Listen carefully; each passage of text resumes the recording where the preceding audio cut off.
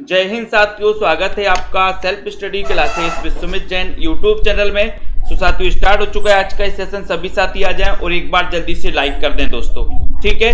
यहाँ पर दोस्तों अपना सेशन स्टार्ट हो चुका है और जिन भी साथियों को हिंदी साहित्य के नोट्स मंगवाना है दोस्तों, तो आप इस नंबर पे फोन पे कर सकते हैं 2100 रुपए और आप घर बैठे नोट्स मंगवा सकते हैं। हिंदी साहित्य के संपूर्ण कोर्स का नोट्स दोस्तों बहुत ही बढ़िया तरीके से आप पढ़ सकते हो, बहुत बढ़िया अध्ययन कर सकते हो, ठीक। तो हमारे जितने भी साथी हैं जिन्होंने अभी तक वीडियो को लाइक नहीं किया है वो जल्दी से लाइक कर दें और आप दोस्तों ये जो नोट्स हैं इनको घर बैठे आप मंगवा सकते हैं। बढ़िया से नोट्स हैं और जिनको भी एडमिशन लेना है, निरंतर अभ्यास करना है, अध्ययन करना है, विस्तृत अध्ययन करना है, तो इस सेल्फ स्टडी क्लासेस का ऐप डाउनलोड कर लें दोस्तों, ठीक है। ऐप डाउनलोड कर लो, कोर्स में एडमिशन ले सकते हैं। पंजाब मास्टर कैडर वाले मॉडल पेपर दोस्तों परचेस कर सकते हैं। मॉडल पेपर यानी कि 599 के मॉडल पेपर हैं और दोस्तों ये मॉडल पेपर में 4500 क्वेश्चन, एक मॉडल पेपर में 150 क्वेश्चन रहेंगे।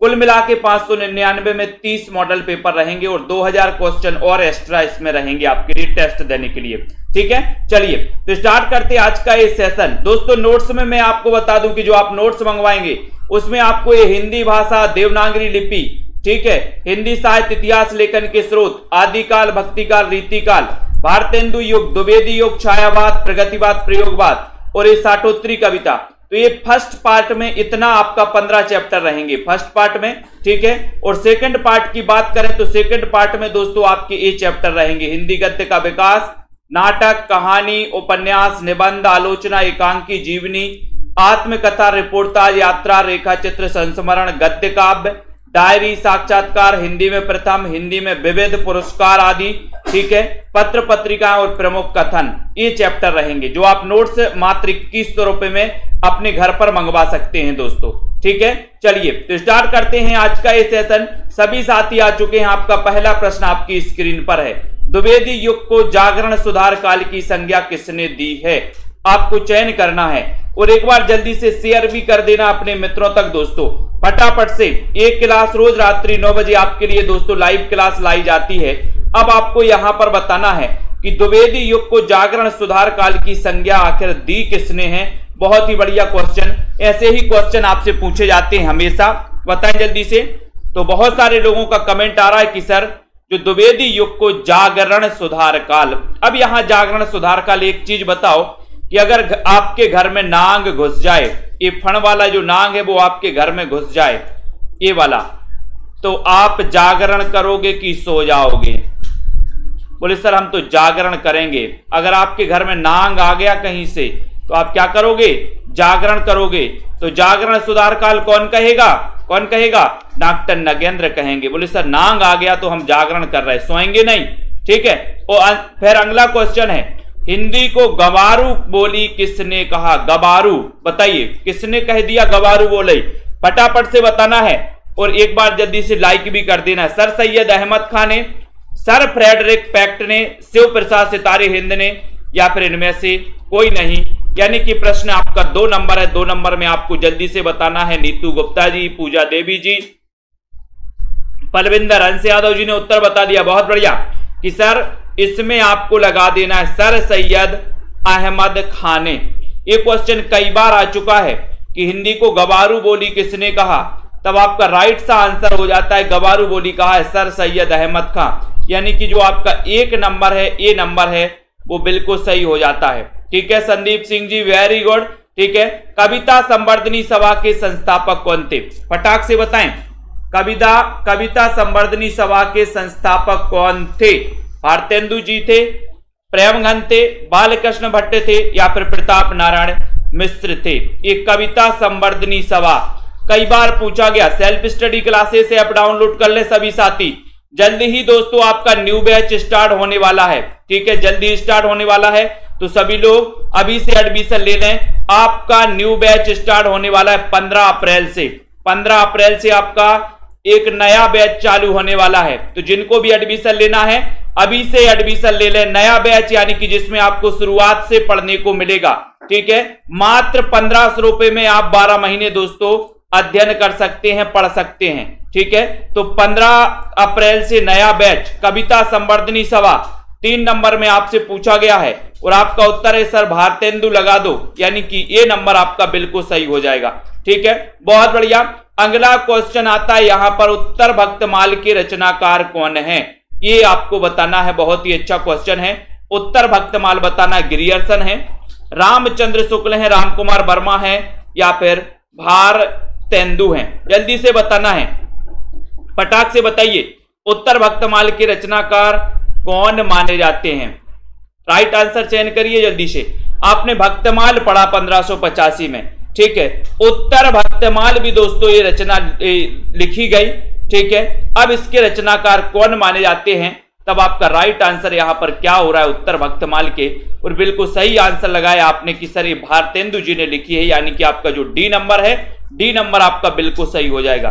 डी नंबर आपका राइट आंसर हो जाएगा। रामस्वरूप चतुर्वेदी रासो शब्द की उत्पत्ति किससे मानते। बहुत अच्छा क्वेश्चन। 5 नंबर के क्वेश्चन में competitive Hindi by Ravi sir बताइए जल्दी से। 5 नंबर, रामस्वरूप चतुर्वेदी रासो शब्द की उत्पत्ति किससे मानते हैं, ये आपको बताना है। रितेश मौर्य जी जल्दी से बताओ। दीपिका जी ने बताया कि भक्तमाल की टीका लिखी थी प्रिया दास ने, बिल्कुल सही है। तो बताओ यहां पर रामस्वरूप चतुर्वेदी रासो शब्द की उत्पत्ति किससे मानते हैं। बहुत ही अच्छा क्वेश्चन है नीतू गुप्ता जी। 5 नंबर का क्वेश्चन है और 5 में बहुत सारे लोगों ने बताया है कि सर जो रामस्वरूप चतुर्वेदी हैं इन्होंने राउस से माना है, राउस से ये रासो शब्द की उत्पत्ति। और मैंने आपको ट्रिक से पढ़ाया है दोस्तों पूरा का पूरा कि राउस से किसने माना है, रासो से किसने माना है, राजयस से किसने माना, राजसूय और रासक से किससे माना है। तो ये मैंने आपको ट्रिक भी बताई है। तो जिन भी साथियों को दोस्तों ट्रिकी नोट्स मंगवाना है जिसमें आपके लिए महत्वपूर्ण ट्रिकों का भी समावेश किया गया है, जगह जगह पर जहां जैसी उपयुक्त ट्रिक निकली है तो वहां पर ट्रिकों का भी समावेश किया गया है। तो रामस्वरूप चतुर्वेदी रासो शब्द की जो उत्पत्ति मानते वो राउस से मानते, यानी कि आपका ये नंबर बिल्कुल सही है। कृषक क्रंदन एक किसकी रचना है। 6 नंबर का क्वेश्चन है, जल्दी बताइए। स्वानु KMG बिल्कुल भक्त नामावली ध्रुवदास की रचना है। बहुत बढ़िया आंसर बताया भक्त स्वानु जी ने। कृषक क्रंदन एक किसकी रचना मानी जाती है दोस्तों, ठीक है। बहुत सारे साथियों ने नोट्स अपने घर मंगवा लिए हैं, वो लाइव क्लास से भी पढ़ रहे हैं और साथ ही दोस्तों नोट्स से भी पढ़ रहे हैं, लगा लगा के याद कर रहे हैं। तो आप भी मंगवा सकते हैं। मात्र 2100 रुपए पे करना है, आपके घर नोट्स पहुंच जाएंगे हिंदी साहित्य के, जिसमें बहुत ही महत्वपूर्ण ट्रिक भी समाहित की गई हैं, बहुत ही महत्वपूर्ण विस्तृत भी है दोस्तों और क्रमबद्ध भी है, ठीक है। तो कृषक क्रंदन किसकी रचना है, 6 नंबर का क्वेश्चन है यहां पर। और 6 में आपका उत्तर बोला कृषक का क्रंदन गया, कृषक का क्रंदन अब गया, गया से गया प्रसाद शुक्ल शनेही, यानी कि आपका जो ए नंबर है वो बिल्कुल सही है, ठीक है। बहुत बढ़िया, बहुत बढ़िया, ठीक है। अगला क्वेश्चन आते हैं यहां पर, प्रेम राज्य काव्य के लेखक कौन है। प्रेम राज्य काव्य के लेखक कौन है। करिश्मा जी अगर पहले करा चुके हैं तो फिर से भी पढ़ना चाहिए, ऐसा नहीं है कि अगर एक बार पढ़ा तो आप दोबारा नहीं पढ़ेंगे, पढ़ना चाहिए, ठीक है। और प्रेम राज्य काव्य के लेखक कौन है, आप तब सही है जब आप पहले पढ़ चुके हैं और आपका एक भी प्रश्न गलत ना हो, तब तो बहुत अच्छी बात है। और अगर गलत हो रहे हैं तो पहले का पढ़ना कोई नहीं है और एक बार पढ़ना नहीं। सेल्फ स्टडी क्लासेस का दोस्तों एक ही नारा है कि एक पुस्तक को 50 बार पढ़ना है, 50 पुस्तकों को एक बार नहीं पढ़ना है, ठीक है, समझ गए। प्रेम राज्य काव्य के लेखक कौन है ये आपको बताना है। ये प्रश्न क्रमांक 7 नंबर का क्वेश्चन है, प्रेम राज्य, ठीक है। बोले जय शंकर, जय शंकर। बोले सर अगर जय शंकर की सभी लोग पूजा करेंगे प्रसाद खाएंगे तो प्रेम राज्य दोस्तों हो जाएगा, है ना। प्रेम राज्य, राज्य में प्रेम फैल जाएगा, ये नंबर सही है। 1889 में जिनका जन्म हो जाता है, छायावाद के जो प्रवर्तक माने जाते हैं, ये भी अपन को याद कर लेना है। बलजीत जी बिल्कुल सही है। अवध का किसान कवि किसे कहा जाता है। प्रश्न क्रमांक 8 का उत्तर, अवध का किसान कवि किसे कहा जाता है, ये आपको बताना है। बिल्कुल बार बार अध्ययन करना चाहिए, बार बार अध्ययन करोगे बहुत सारी चीजें हैं जो आपकी अच्छी और क्लियर होती जाती हैं। अवध का किसान कवि किसे कहा जाता है, त्रिलोचन को, मुक्तिबोध को, अज्ञे को, या फिर नाथुराम शर्मा शंकर को। ठीक है, ये आपको राजेश चौधरी जी बताना है, 8 नंबर का क्वेश्चन बताना है। और आपने शुरुआत से तो पढ़ते आ रहे हो कि करत करते अभ्यास के जड़मती होत सुजान, पढ़ते आ रहा ना, ये कब से पढ़ते आ रहे हैं। तो करत करत अभ्यास का मतलब क्या है कि उन चीजों को बार बार पढ़ने से, अभ्यास करने से आपके माइंड में वो चीजें सेट हो जाती हैं, ठीक है। और जो आपका 2, 3, 4 नंबर से सिलेक्शन रुकता है वो इसलिए रुकता है कि आप एक बार पढ़ते हो, 2 बार पढ़ते हो, बस उसके बाद आगे पढ़ने का मन ही नहीं करता। तो यहां पर अवध का किसान कवि किसे कहा जाता, 8 नंबर का क्वेश्चन कहा जाता है त्रिलोचन। अब त्रिलोचन का वास्तविक नाम आपको बताना है। देखो रितेश जी बता रहे पहले से कि सर आप तो पूछने ही वाले हो, ये है ना, समझने लगे हैं अब तो सब लोग, ठीक है। तो इनका वास्तविक नाम है वासुदेव सिंह, यानी कि आपका जो ये नंबर है वो बिल्कुल सही उत्तर हो जाएगा। विकलांग श्रद्धा का दौर रचना के लेखक कौन है, बताइए यहां पर कमलजीत जी। अब बताओ, ये नंबर लगा दो, अब बताइए जल्दी से, फटाफट से एक बार लाइक कर दो, शेयर भी कर दिया करो अपने मित्रों तक। जिन भी साथियों को कोर्स में एडमिशन लेना है 15 अप्रैल 2022 न्यू कोर्स आपका न्यू बैच स्टार्ट होने वाला है दोस्तों, ठीक है। तो न्यू बैच में जिसको भी एडमिशन लेना और पढ़ना है शुरुआत से तो आप पढ़ सकते हो, मात्र 1500 में 12 महीने के लिए दोस्तों रेगुलर। विकलांग श्रद्धा का दौर 9 नंबर का क्वेश्चन है और आपने बताया कि सर हरिशंकर परसाई लगा दो। विकलांग श्रद्धा के दौर में हमने परसाई की है, बोले सर श्रद्धा के दौर में हमने क्या की है, परसाई की है, परसाई, ठीक है। 6 नंबर प्रगतिशील साहित्य के मानदंड, इसके लेखक कौन है। 10 नंबर का क्वेश्चन, प्रगतिशील साहित्य के मानदंड के लेखक कौन माने जाते हैं। बहुत ही अच्छा क्वेश्चन पूछा गया यहां पर। अरुण राजपूत जी, पूर्वी जी, बताइए जल्दी से बताना है और सही आंसर क्या हो जाएगा यहां पर, प्रगतिशील साहित्य के मानदंड। अब यहां पर क्वेश्चन आपका गलत नहीं होना चाहिए। 10 नंबर का क्वेश्चन है, प्रगतिशील साहित्य के मानदंड आपसे पूछा गया है, मुक्तिबोध की रचना है या फिर रांगे राघव की है। देखते हैं कौन कौन बता रहा है, कौन कौन बता रहा है यहां पर सही आंसर, या फिर रामविलास शर्मा का है। तो बहुत सारे लोग जिन्होंने ये बताया प्रगतिशील साहित्य के मानदंड, ये इसके जो लेखक हैं दोस्तों ये है रांगे राघव, यानी कि ये नंबर आपका यहां पर रांगे राघव सही हो जाएगा, ये नंबर, ठीक है। प्रगतिशील साहित्य के मानदंड, इसकी आंसर आपका रांगे राघव होगा, ठीक है, बहुत बढ़िया।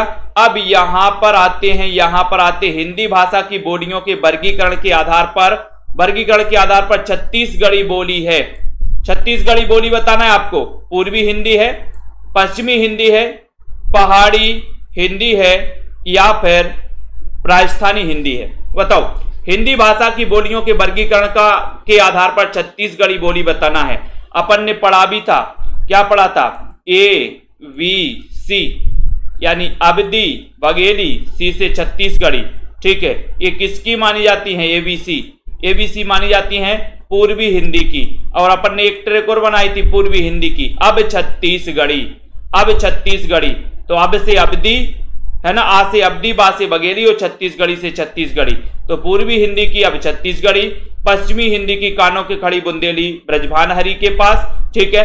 पहाड़ी हिंदी में आपने देखी है दोस्तों कुमाऊनी गढ़वाली, और राजस्थानी हिंदी भी आपने पढ़ी है। तो आपका यहां पर ABC हो जाएगा, यानी कि आपका उत्तर ए नंबर पूर्वी हिंदी सही हो जाएगा। किसके भक्तिपरक गीतों का संकलन अभंग के नाम से जाना जाता है, बताओ। अभंग के नाम से जाना जाता है नामदेव, सहजोबाई, कबीर या फिर दादू दयाल के। प्रश्न बहुत ही बढ़िया है, जल्दी से एक बार लाइक करिए। किसके भक्तिपरक गीतों का संकलन अभंग के नाम से जाना जाता है, लखविंदर जी बताना है आपको। अपूर्वा जी, राइट आंसर क्या हो जाएगा, बताइए। सुनील कुमार जी, पायल रानी जी, शिव कुमार जी, सभी लोग बताएं। 12 नंबर का क्वेश्चन है, किसके भक्तिपरक गीतों का संकलन अभंग के नाम से जाना जाता है।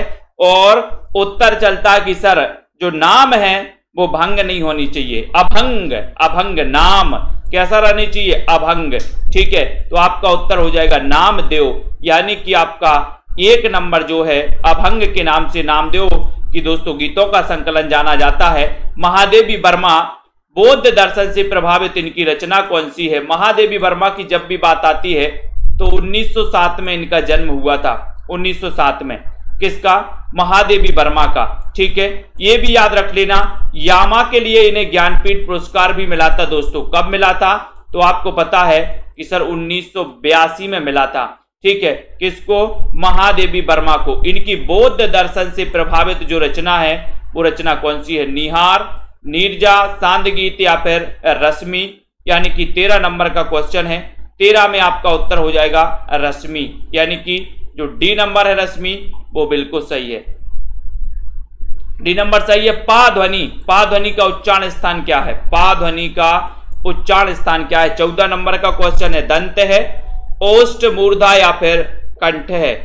पा ध्वनि का उच्चारण स्थान क्या माना जाता है? बढ़िया सा क्वेश्चन है, जल्दी से बताइए एक बार और लाइक भी कर दीजिए। ठीक है, और दोस्तों जिन भी साथियों को एडमिशन लेना है 15 अप्रैल से न्यू बैच स्टार्ट होगा। यानी कि शुरुआत से हिंदी भाषा से पढ़ेंगे अपन।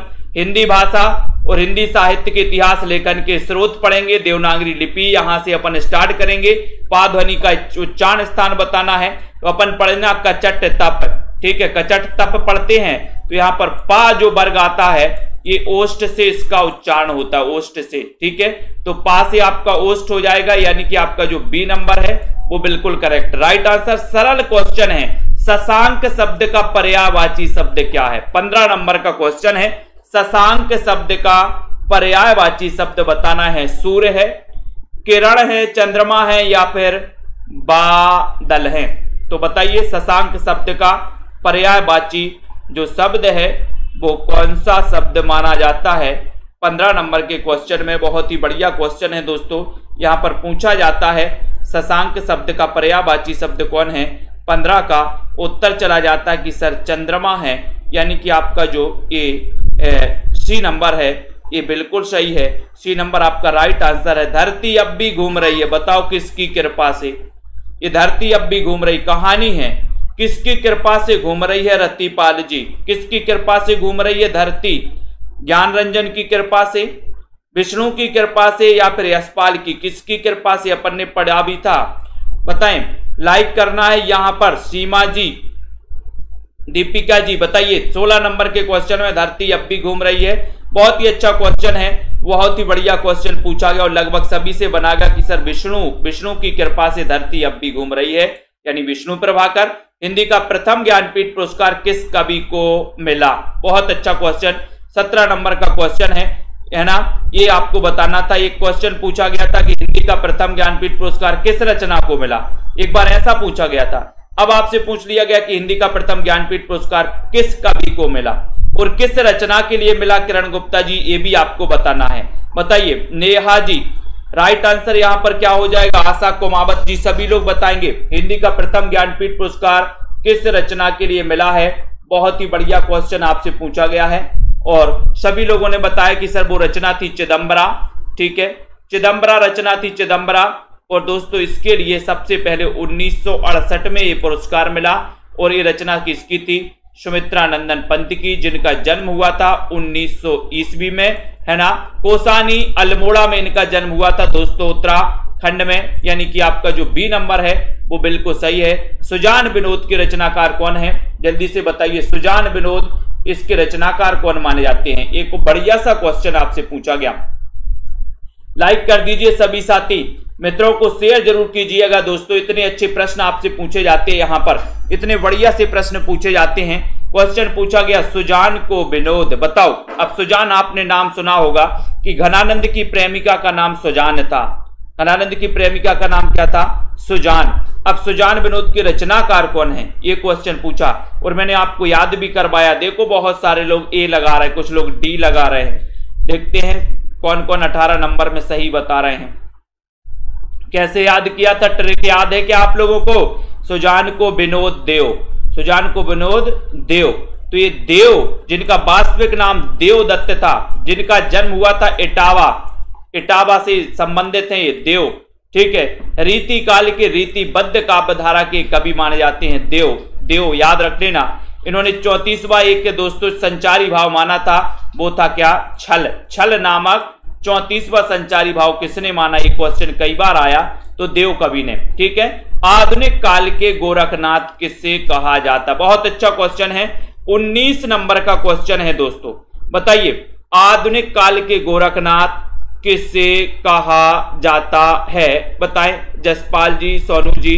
राइट आंसर यहां पर सिमरपाल सिंह जी। 19 नंबर का क्वेश्चन है और बहुत ही बढ़िया क्वेश्चन है, ये आपको बताना है। बताइए त्रिगुणायत जी। और यहां पर 19 नंबर के क्वेश्चन में आपसे पूछा गया और आपका उत्तर है कि सर जिनका जन्म हुआ था 1897, कुछ विद्वान 99 मानते हैं, महिषादल मेदिनीपुर में, वो थे ऐसे सूर्यकांत त्रिपाठी निराला। ठीक है, ये भी याद कर लेना, यानी कि बी नंबर इनका सही हो जाएगा। इन्हें आधुनिक काल का गोरखनाथ कहा जाता है, निराला जी को। सहजता का कवि किसे कहा जाता? बहुत ही अच्छा क्वेश्चन है, सहजता। बताइए, तो यहां पर 20 नंबर का क्वेश्चन और मैंने आपको याद भी करवाया है, कई बार ट्रिक से भी याद करवाया है। कुमारी नेहा जी, बताइए यहां पर राइट आंसर आपका क्या हो जाएगा? सृष्टि ठाकुर जी। प्रश्न क्रमांक 20 है और आपने याद किया था कि सर भवानी का प्रसाद सहज में नहीं मिल पाता, सहज में नहीं मिलता है ना। भवानी के प्रसाद के लिए बोले सर तपस्या करनी पड़ती है। भवानी का प्रसाद चाहिए तो तपस्या करिए, सहज में नहीं मिलेगा भवानी का प्रसाद। तो सहज से सहजता का कवि, और वो कहा जाता है भवानी प्रसाद मिश्र को। कोई बताएगा इनका जन्म कब हुआ था? देखते हैं कौन बता रहा है। मैंने कई बार याद करवाया है। चांदी का जूता मारना मुहावरे का सही अर्थ क्या है? बहुत अच्छा क्वेश्चन। 21 नंबर का क्वेश्चन है। प्रीति पुरोहित जी, सभी लोग बताएंगे राइट आंसर यहां पर क्या हो जाएगा? जल्दी से बताएं फटाफट से। चांदी का जूता मारना मुहावरे का सही आंसर क्या है? जल्दी से आपको चयन करना है। ठीक है, फटाफट से बताइए, जल्दी बताएं फटाफट से। चांदी का जूता मारना मुहावरे का सही अर्थ क्या है? और सही अर्थ होता है, क्या होता है? क्या होता है चांदी का जूता मारना? 21 नंबर का क्वेश्चन। और अधिक लाभ कमाना नहीं, परास्त करना नहीं, धोखा देना ये भी नहीं, बोले सर रिश्वत देना, यानी कि बी नंबर यहां पर सही हो जाएगा। ठीक है, और एक और होता है, आपको पता है चाय पानी। चाय पानी का मतलब भी होता है रिश्वत देना। बोले चाय पानी का खर्चा तो दे दो, है ना। जब आप जाते हो कहीं भी कोई काम करवाने, अपने भारत में एक और चलता है चाय पानी का खर्चा दे दो। चाय पानी का खर्चा दे दो मतलब रिश्वत दे दो, यही होता ना। आप कहीं जाते हो, कोई भी प्रमाण पत्र बनवाने जाते हो, कहीं पर जाते हो, तो क्या बोलेंगे? चाय पानी का खर्चा तो दे दो, है ना, यानी कि रिश्वत दे दो। ठीक है, ये रिश्वत देना, चांदी का जूता मारना, ये बी नंबर आपने सुना है। तो यहां पर आते हैं आख्यायिका शैली। आख्यायिका शैली का प्रथम मौलिक उपन्यास कौन सा है? ये 40 मिनट ही चलती है क्लास। अब आपका नेट खत्म हो रहा तो हो जाए, ये 40 मिनट चलती ही है क्लास। ठीक है, तो आख्यायिका शैली का प्रथम मौलिक उपन्यास कौन सा? जिनका नेट खत्म हो रहा वो बाद में देख लेना। ठीक है, तो आख्यायिका शैली का प्रथम मौलिक उपन्यास कौन सा है ये आपको बताना है। श्यामा स्वप्न, निस्सहाय हिंदू, मेला आंचल या फिर चित्रलेखा। 22 नंबर का क्वेश्चन है, सभी लोग बताएंगे। पूजा रानी जी, शिव कुमार जी बताएं राइट आंसर क्या हो जाएगा? यहां पर बुलडोजर बाबा आ गए, बहुत बढ़िया। 22 नंबर मंत्री जी आ गए, मतलब क्लास में। 22 नंबर का क्वेश्चन है और 22 नंबर का क्वेश्चन है कि सर आख्यायिका शैली में प्रथम मौलिक उपन्यास है श्यामा स्वप्न। श्यामा स्वप्न के रचनाकार कौन है ये आपको बताना है। वो बता दिया ठाकुर जगमोहन, बहुत बढ़िया। ये नंबर उतना वह सूरज है कि रचनाकार यानी कि जो लेखक हैं वो कौन है? उतना वह सूरज है। सभी लोग बताएं, अनिल कुमार जी कंफ्यूज ना हो। आधुनिक काल का गोरखनाथ निराला को ही कहा जाता है। ठीक है, आधुनिक काल का कबीर नागार्जुन को कहा जाता है। प्रश्न क्रमांक 23 नंबर का क्वेश्चन है, उतना वह सूरज है रचना के लेखक कौन है ये आपको बताना है। जल्दी से बताइए। प्रश्न क्रमांक 23 नंबर का क्वेश्चन है। अनुराग जी, अनीता सिंह जी, सभी लोग बताएंगे। वीरेंद्र जी प्रजापति 23 नंबर का।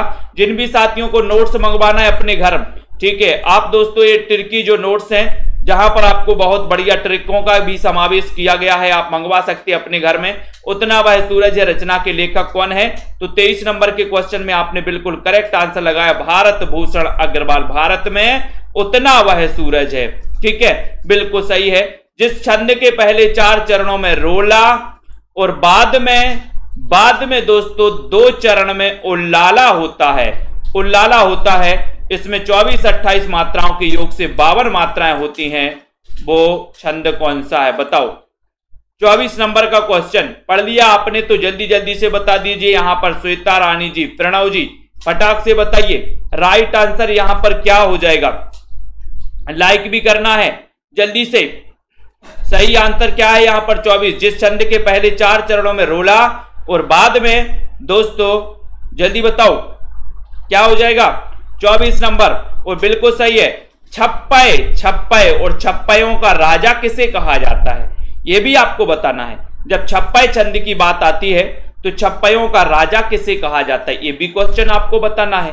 तो बताइए जल्दी से। उसके बाद सारंग का पर्यायवाची शब्द बताना। सारंग का पर्यायवाची क्या है? 25 नंबर का क्वेश्चन है। सारंग का पर्यायवाची क्या माना जाता है? नमक, सारथी, मोर, घोड़ा। तो 25 नंबर के क्वेश्चन में आपको लाइक भी करना है, जल्दी से बताना भी है। फटाक से सभी लोग बताएंगे सारंग का पर्यायवाची क्या माना जाता है। 15 अप्रैल से नया बैच चालू होने वाला है, 15 अप्रैल से, ठीक है, जिसमें आपको शुरुआत से पढ़ाया जाएगा।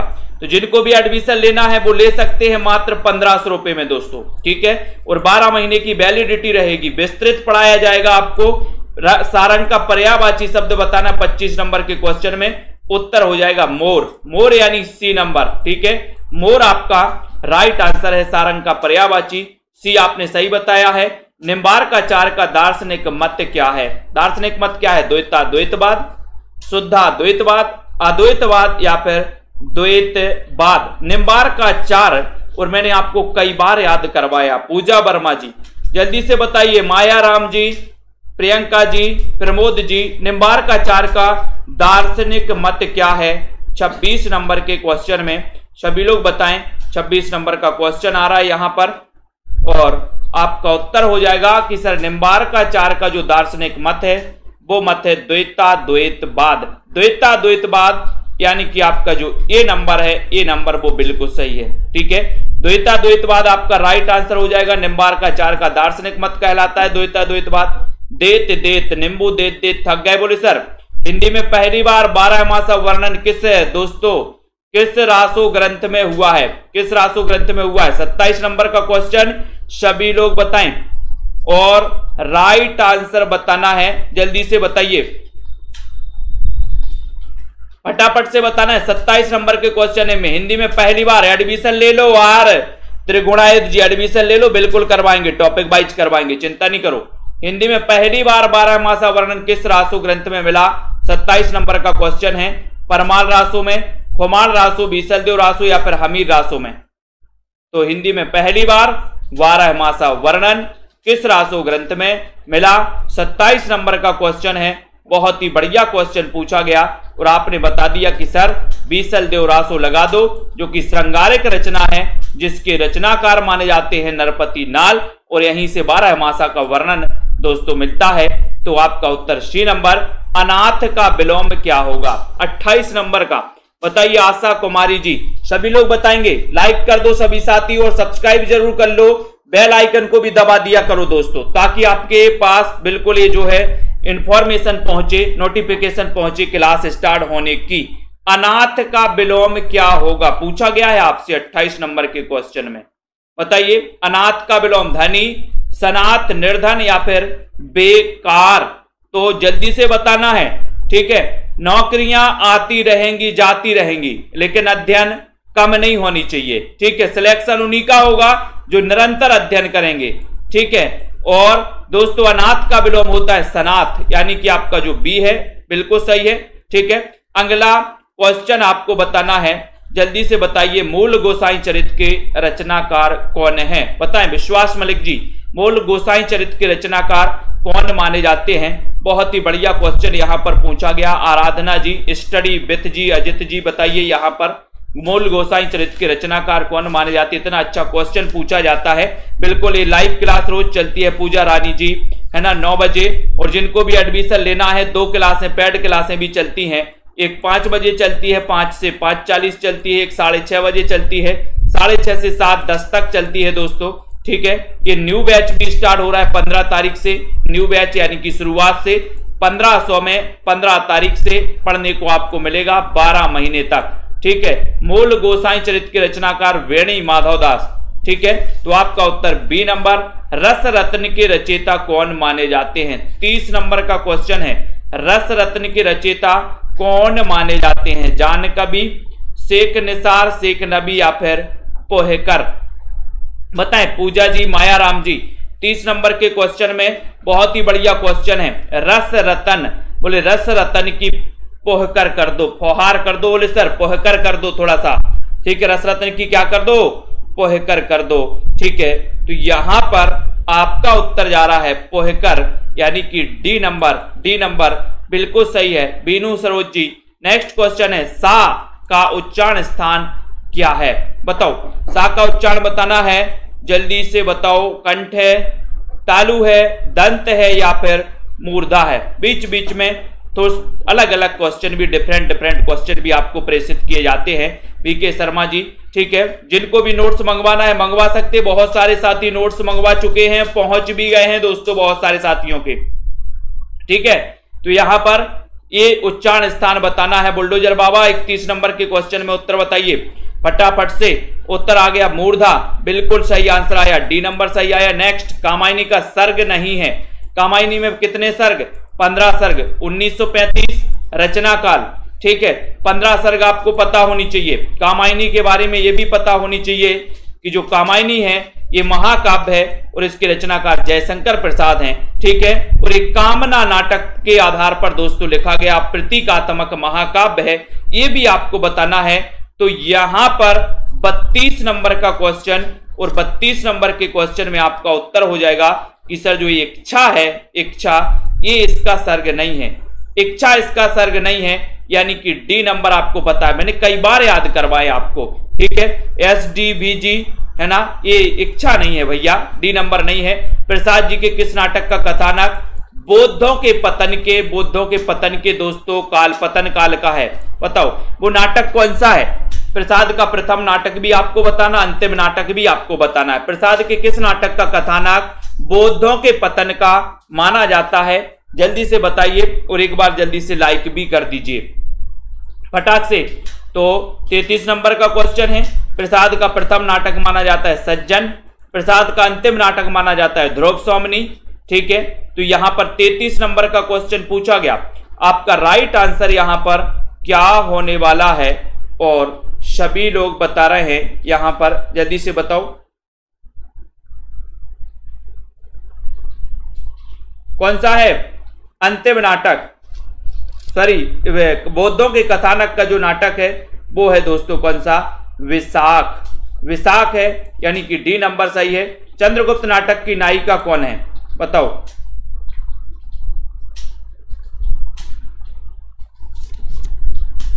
जल्दी से बताना है। चंद्रगुप्त नाटक का रचना काल भी बताइए, चंद्रगुप्त नाटक का रचना काल भी आपको बताना है। बताओ सरबजोत जी बताना, यहां पर चंचल राजपूत जी बताएं, रेखा त्रिपाठी जी यहां पर चंद्रगुप्त नाटक की नायिका का नाम क्या है? नायिका कौन है? अलका है, कल्याणी है, मालविका है, कॉर्नेलिया है? तो सभी को पता है कि सर इस चंद्रगुप्त नाटक की नायिका है कॉर्नेलिया। ठीक है, कॉर्नेलिया है। इसका रचना काल क्या है? बताओ चंद्रगुप्त नाटक का रचना काल क्या है? फटाफट से बताइए। गांधीवाद की 100 परीक्षा निबंध के लेखक कौन है? 35 नंबर का क्वेश्चन है, जल्दी से बताना। गांधीवाद की 100 परीक्षा ये निबंध किसका है?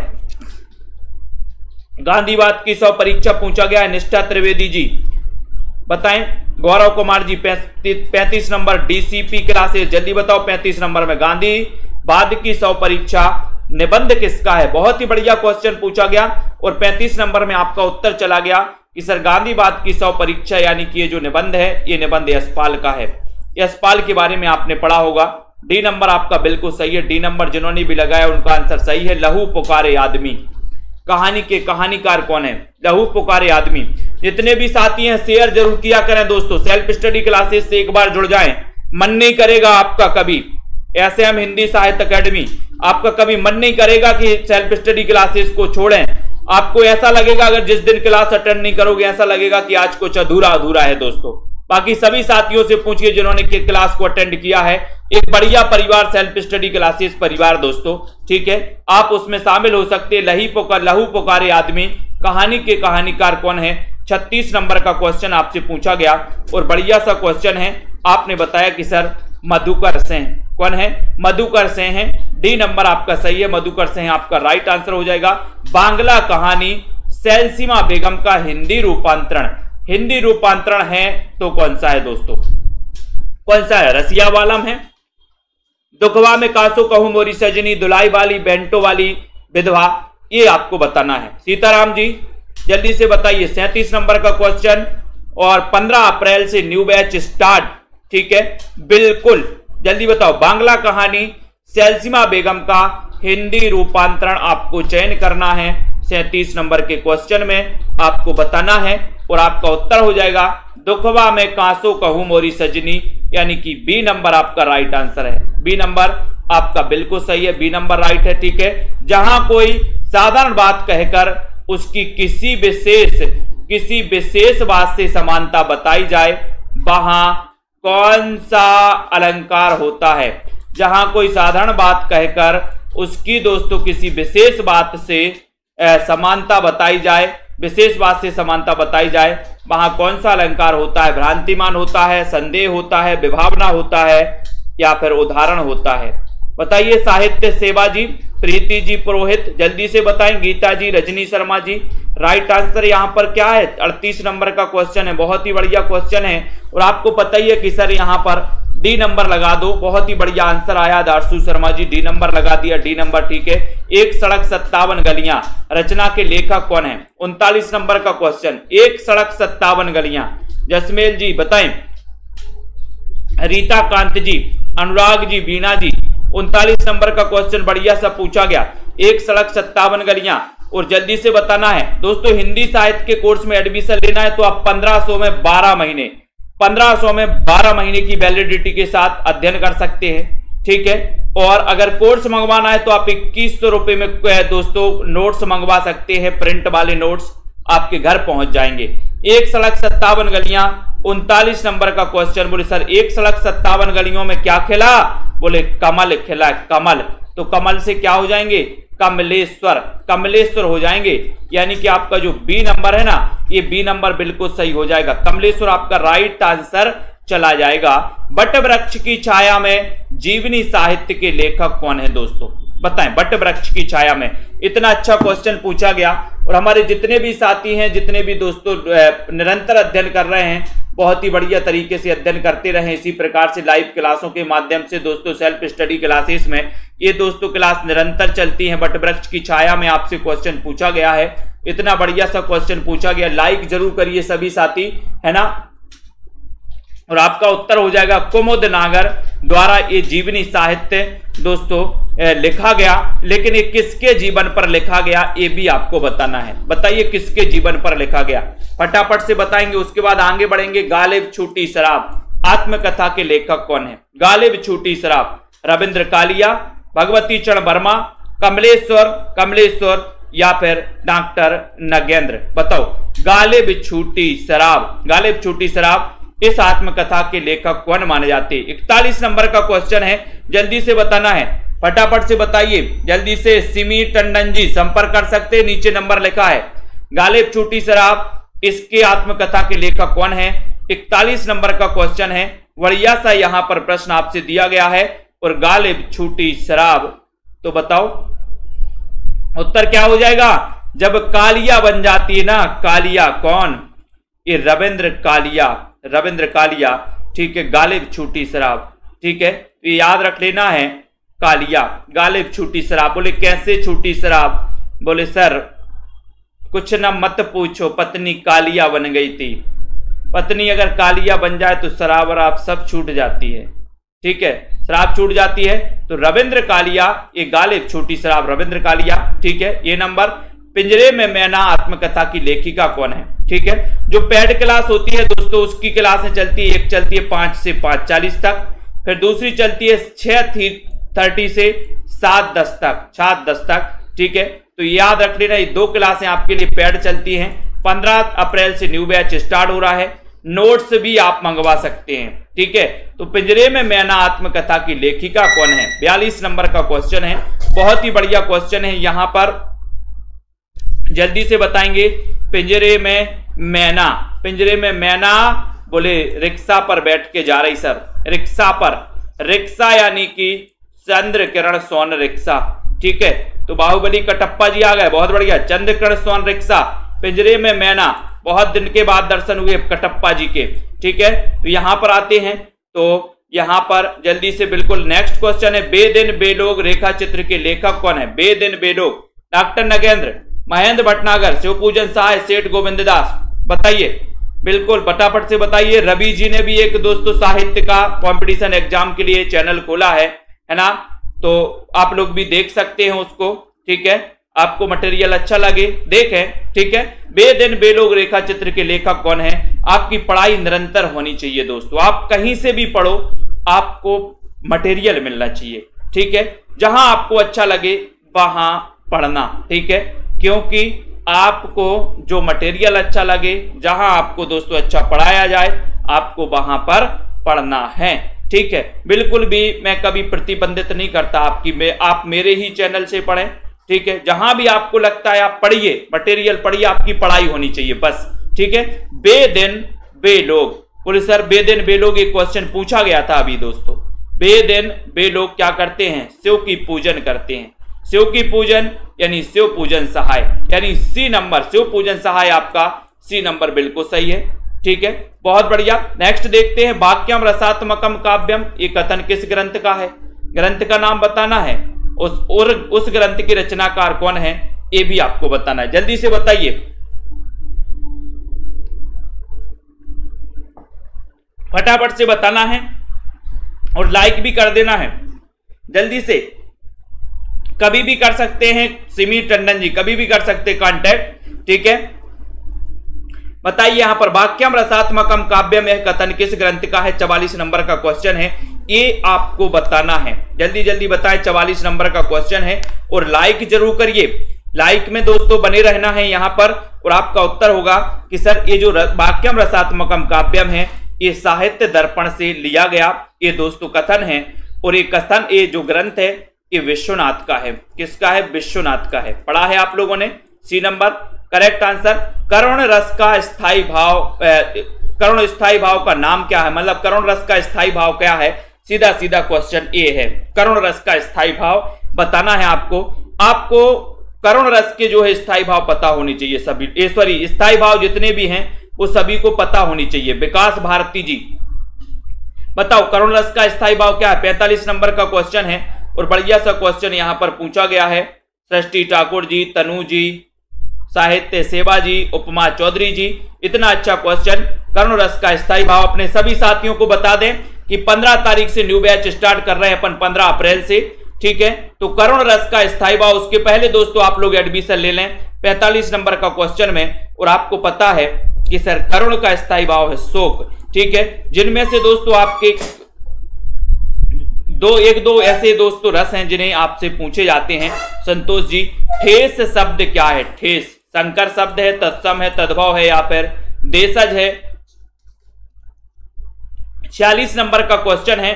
ठेस शब्द के बारे में आपको बताना है, ये ठेस शब्द है तो क्या है? कमलाकांत जी, पूनम जी बताइए, अरुण जी, सभी लोग बताएंगे। विकास भारती जी, रतिपाल जी, लाइक कर देना है। सीताराम मीना जी, जाहिद अली जी, सभी लोग बताएं।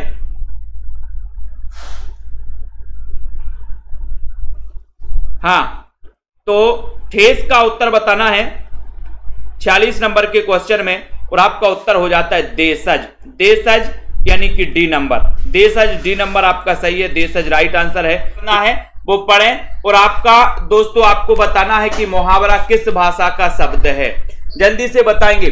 और एक बार जल्दी से लाइक भी करना है। मुहावरा किस भाषा का शब्द है, सभी लोग बताएं। सब्सक्राइब कर ले सभी साथी और एक बार बेल आइकन को भी दबा दें। मुहावरा किस भाषा का शब्द है, फारसी का है, अरबी का है, हिंदी का है या फिर उर्दू का है। कई बार एक क्वेश्चन पूछा जा चुका है 47 नंबर के क्वेश्चन में, और 47 में आप लोगों ने बताया कि सर जो मुहावरा है ये अरबी भाषा का है, क्योंकि मुहावरा तो कितने होते हैं, बोले सर अरबों मुहावरा है, अरबों मुहावरा है ना, आपने पढ़े होंगे। तो अरबों मुहावरा है तो मुहावरा अरबी भाषा का शब्द होगा, अरबी भाषा का, यानी कि उत्तर आपका यहां पर बी नंबर चला जाएगा। ठीक है, इसको भी अपन को याद कर लेना है। अब यहां पर आते हैं उर्दू किस भाषा का शब्द है। बहुत ही अच्छा क्वेश्चन है दोस्तों, 48 नंबर का क्वेश्चन है, उर्दू किस भाषा का शब्द है, ये क्वेश्चन आपसे पूछा गया है। देखते हैं सबसे पहले कौन आंसर बता पाता है। उर्दू किस भाषा का शब्द माना जाता है, रीना मंडियाल जी, मलकित जी, अनीता सिंह जी, कमलाकांत जी, सभी लोग बताएंगे। बुलडोजर बाबा जल्दी से बताइए उर्दू किस भाषा का शब्द है। और बहुत सारे लोग बता रहे कि सर जो उर्दू है ये तुर्की भाषा का शब्द है, तुर्की, यानी कि आपका जो ये नंबर है ये नंबर आपका सही हो जाएगा। उर्दू जो है तुर्की भाषा का शब्द माना जाता है। और ये जिन्होंने लगाया उनका आंसर बिल्कुल सही है। कुछ लोग बी भी लगा रहे थे। यहां पर पूछे जाते हैं ऐसे प्रश्न, हिंदी शब्द बताना, हिंदी किस भाषा का शब्द है। बहुत ही बढ़िया, आज तो हम लेकर ही आए हैं क्वेश्चन। यहां से आते हैं मोहित जी, बताइए जिन भी साथियों को हिंदी साहित्य के नोट्स मंगवाना है वो दोस्तों 2100 रुपए पे कर सकते हैं, नीचे नंबर चल रहा है। और आप अपना पता मुझे व्हाट्सएप पर और स्क्रीनशॉट पेमेंट का स्क्रीनशॉट व्हाट्सएप पर दे सकते हैं। बाई पोस्ट आपके घर ये नोट्स पहुंचाए जाएंगे। हिंदी शब्द है किस भाषा का शब्द है, 49 नंबर के क्वेश्चन में आपको बताना है। तो आपका यहां पर उत्तर देखते हैं, सही नंबर बता रहा है कि सर हिंदी फारसी भाषा का शब्द है। देखो यहां पर डी नंबर जिन्होंने बताया कि सर हिंदी जो है ये फारसी भाषा का शब्द है, ये याद कर लेना। हिंदी फारसी का है, उर्दू तुर्की का है, मुहावरा अरबी भाषा का शब्द है। ये 3 क्वेश्चन अपन ने पढ़ लिए। संस्कृत के ऐसे शब्द जिन्हें हम ज्यों का त्यों प्रयोग करते हैं उन्हें क्या कहते हैं। बहुत ही बढ़िया क्वेश्चन है। और 1200 में 12 महीने का ऑफर आ चुका है सभी लोगों के साथ, नवरात्रि ऑफर। ठीक है, और दोस्तों 15 अप्रैल से न्यू बैच भी स्टार्ट हो रहा है। तो जिन भी साथियों को न्यू बैच में एडमिशन लेना है ले सकते हैं। संस्कृत के ऐसे शब्द जिन्हें हम ज्यों का त्यों प्रयोग करते हैं तो वो बताना है जल्दी से। तन्मय जी राइट आंसर क्या हो जाएगा, यहां पर सभी लोग बताएंगे। 50 नंबर का क्वेश्चन है और आपको बता कि सर उन्हें तत्सम कहा जाता है, तत्सम यानी ए नंबर कहा जाता है। शिवानी ठाकुर जी के नोट्स पहुंच गए, बहुत बढ़िया, धन्यवाद शिवानी जी। नील कमल में उत्तर पद कमल बताना है, खालिस्तान है दोस्तों, विशेष है, विशेषण है, विशेष विशेषण है या फिर इनमें से कोई नहीं। बहुत ही बढ़िया क्वेश्चन पूछा गया रश्मि पाठक जी।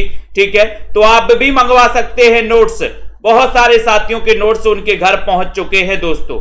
नील कमल में उत्तर पद कमल क्या है बताइए, उत्तर पद कमल क्या है ये बताना है। मंजीत जी, हरप्रीत जी, निशा सिंह जी, 51 नंबर का क्वेश्चन। और 51 नंबर में आपका यहां पर नील और कमल, तो कमल यहां पर क्या है, कमल बताना है। और बहुत सारे लोगों ने बताया कि कमल यहां पर क्या है, विशेष है, विशेष। और विशेषण क्या है, नील, नील यानी कि नीला है जो कमल, तो नील यहां पर विशेषण है और कमल यहां पर विशेष है। और विशेषण विशेष के संयोग को दोस्तों क्या कहते हैं, कौन सा समास हो जाएगा यहां पर, साप्ताहिक शब्द किस प्रकार का विशेषण है। बहुत अच्छा क्वेश्चन, 52 नंबर का क्वेश्चन है। साप्ताहिक शब्द किस प्रकार का विशेषण है, गुणवाचक विशेषण है, संख्यावाचक विशेषण है, परिमाणवाचक है या फिर सार्वनामिक विशेषण है। 52 नंबर के क्वेश्चन में बहुत ही बढ़िया क्वेश्चन यहां पर पूछा गया है। जल्दी से फटाक से कमेंट में लिखना है यहां पर राइट आंसर आपका क्या जा रहा है दोस्तों, जल्दी से बताइए उत्तर क्या है। साप्ताहिक शब्द किस प्रकार का विशेषण है? गुणवाचक है, संख्यावाचक है? तो सभी लोगों ने बताया है यहां पर कि सर जो साप्ताहिक शब्द है ये संख्यावाचक विशेषण है। बहुत ही बढ़िया, बी नंबर राइट आंसर। इनमें से कौन सा शब्द समूहवाचक प्रत्यय नहीं है? समूहवाचक प्रत्यय कौन सा नहीं है बताओ? लोग, गण, वर्ग या फिर प्रेस। समूहवाचक प्रत्यय कौन सा नहीं है? 53 नंबर का क्वेश्चन बताएं। लाइक कर दो सभी साथी, शेयर भी कर दो अपने मित्रों तक एक बार। सोनू केएम जी, सुनीता रानी जी, सभी लोग शेयर कर दो 53 नंबर के क्वेश्चन में। और समूहवाचक नहीं है, लोग तो है, गण भी है, वर्ग भी है, समूहवाचक कौन सा नहीं है? तो उत्तर चला जाएगा प्रेस, यानी कि D number. D number correct right answer. किस शब्द की रचना प्रत्यय से हुई है? 54 नंबर का क्वेश्चन है। किस शब्द की रचना प्रत्यय से हुई है? कुसुम, चप्पल, लिखावट या फिर सुमन? तो बताएं किस शब्द की रचना प्रत्यय से हुई है? डॉक्टर रिंकी वर्मा जी, अमित सिंह जी, सभी लोग बताएंगे यहां पर प्रत्यय से किसकी हुई है? बुल्डोजर बाबा बताएं, सृष्टि ठाकुर जी, मंजू यादव जी, लाइक करना। यहां पर 54 नंबर का क्वेश्चन है और आपका सही आंसर आ गया कि सर लिखावट की जो रचना हुई है वो प्रत्यय से हुई है, यानी कि आपका सी नंबर। आचार्य भरत ने कितने अलंकारों का उल्लेख किया है? वो अलंकारों के नाम भी आपको बताना है। बताइए कमलाकांत जी, राइट आंसर यहां पर क्या हो जाएगा? सभी लोग बताएंगे। इतने अच्छे क्वेश्चन आपको दोस्तों यहां पर आ रहे हैं कि आचार्य भरत ने कितने अलंकारों का उल्लेख किया है। अच्छा सा क्वेश्चन आपसे पूछा गया है। देखते हैं कौन कौन सही आंसर बता पाता है, कौन कौन इसमें नहीं बता पाता है। तो राइट आंसर जा रहा है कि सर आचार्य भरत ने 4 अलंकार बताए हैं, 4 अलंकारों का उल्लेख किया है, यानी कि आपका जो बी नंबर है ये बिल्कुल सही है। बी नंबर आपका राइट आंसर है। और आपको बताना कि वो अलंकार कौन कौन से हैं, 4 अलंकार बताओ। अनुप्रास अलंकार के कितने भेद होते हैं दोस्तों? 56 नंबर का क्वेश्चन। ये छोटे छोटे प्रश्न कई बार पूछे जाते हैं। अनुप्रास अलंकार तो आपने पढ़ा है, लेकिन आपको बताना कि ये कितने प्रकार का होता है, ऐसा भी आपको बताना है। बताइए उपमा, रूपक, दीपक और यमक। बिल्कुल सही आंसर आ गए हैं आप लोगों के। बताइए यहां पर राइट आंसर चयन करना है और अनुप्रास अलंकार के कितने भेद होते हैं, ये क्वेश्चन यानी कि 56 नंबर का क्वेश्चन आपको बताना है। 56 नंबर में आपका राइट आंसर देखते हैं कौन बता पा रहा है सही। बिल्कुल सही बताया है शांति वर्मा जी, कमलाकांत, पूजा देवी जी की। सर ए नंबर में लगा दो। 5 होते हैं अनुप्रास अलंकार के भेद। कोई बताएगा कौन कौन से होते हैं? बताओ जल्दी से। ए नंबर तो आपका यहां पर राइट आंसर है। जब किसी अत्यंत प्रशंसर के लिए कोई बात बहुत प्रशंसा के लिए कोई बात बहुत बड़ा चढ़ाकर अथवा लोक सीमा का उल्लंघन करके कही जाए, तब वहां पर कौन सा अलंकार होता है ये बताना है। यानी कि सीधी सी बात है कि जहां पर बड़ा चढ़ाकर वर्णन किया जाता है वहां पर कौन सा अलंकार होता है। बताएंगे कोई अनुप्रास अलंकार के 5 भेद किसको पता है? 57 नंबर के क्वेश्चन में बहुत ही बढ़िया क्वेश्चन पूछा गया 57 नंबर का। बताएं और एक बार लाइक भी कर दो सभी साथी, शेयर भी कर देना भाइयों। 57 नंबर के क्वेश्चन में पूछा गया और वहां पर अतिशयोक्ति अलंकार यानी कि ये नंबर बिल्कुल सही हो जाएगा। ये नंबर आपका राइट आंसर हो जाएगा। कौन सा अर्था अलंकार है? अर्था अलंकार कौन सा है? अनुप्रास, यमक, श्लेष या फिर उपमा? आपने शब्दा अलंकार भी पढ़े हैं दोस्तों, आपने अर्था अलंकार भी पढ़े हैं। अब यहां पर बताना कि कौन सा अर्था अलंकार है। अर्था अलंकार कौन सा है बताइए जल्दी से। बबीता देवी जी, अशोक प्रजापति जी। 58 नंबर के क्वेश्चन में यहां पर अर्था अलंकार कौन सा है, देखते हैं कौन कौन सही बता पाता है। और यहां पर बताया मुकेश शुक्ला जी ने। बताओ रश्मि पाठक जी ने, बिल्कुल सही है। आंसर है आपका उपमा। उपमा अर्था अलंकार के अंतर्गत आता है। डी नंबर आपका बिल्कुल सही है। अतनु का पर्यायवाची शब्द कौन सा है? 59 में बताइए लवली ठाकुर जी, अतनु का पर्यायवाची शब्द कौन सा है? बताओ रोली सिंह जी, पिंकी बालाजी, दीपा रानी जी, सभी लोग बताएंगे। कमला कांति जी ने बताया है छेका, वृत्या, श्रुत्या, है ना, बिल्कुल, लाटा, ये सभी दोस्तों 5 भेद माने जाते हैं अनुप्रास के। बहुत बढ़िया। अतनु का पर्यायवाची शब्द कौन सा है? अलका ठाकुर जी बताना है आपको, लाइक कर देना और एक बार जल्दी से बताइए अतनु का पर्यायवाची शब्द क्या है? 59 नंबर के क्वेश्चन में आपसे पूछा गया है और सीधा सीधा आंसर जा रहा है कि सर ये अतनु का पर्यायवाची है कामदेव। कामदेव सी नंबर बिल्कुल सही है। बहुत बढ़िया सरोज रावल जी, सरस्वती का पर्यायवाची बताइए। जिन भी साथियों को हिंदी साहित्य के विस्तृत नोट्स मंगवाना है, तिरकी नोट्स मंगवाना है, वो अपने घर मंगवा सकते हैं दोस्तों। एक ऐसा नोट्स जो दोस्तों आपको किसी एक बुक में नहीं मिलने वाला, किसी 2-4 बुक में इतना मटेरियल नहीं मिलने वाला, इतना क्रमबद्ध नहीं मिलने वाला, इतना दोस्तों बहुत अच्छा और बहुत अच्छी ट्रिक नहीं मिलने वाली। ऐसे नोट्स आप अपने घर मंगवा सकते हैं, ठीक है। मात्र 2100 रुपए पे करना है दोस्तों उसमें, और आपको स्क्रीनशॉट व्हाट्सएप पे देना है, नीचे नंबर चल रहा है, और अपना पता पूरा देना है। 1 सप्ताह के अंदर आपके घर नोट्स पहुंच जाएंगे।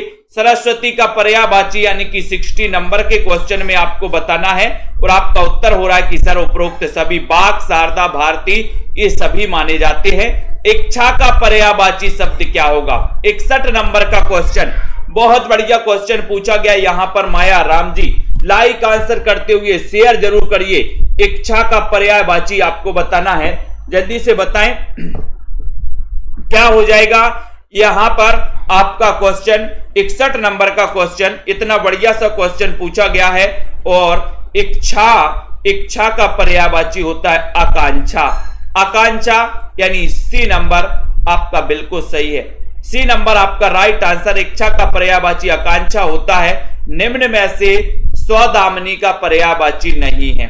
स्वदामनी का पर्यायवाची क्या नहीं है? बिजली, चंचला, क्षण प्रभा, सिलीमुख, कौन सा नहीं है? बताओ स्वदामनी का पर्यायवाची शब्द कौन सा नहीं है, ये आपको बताना है।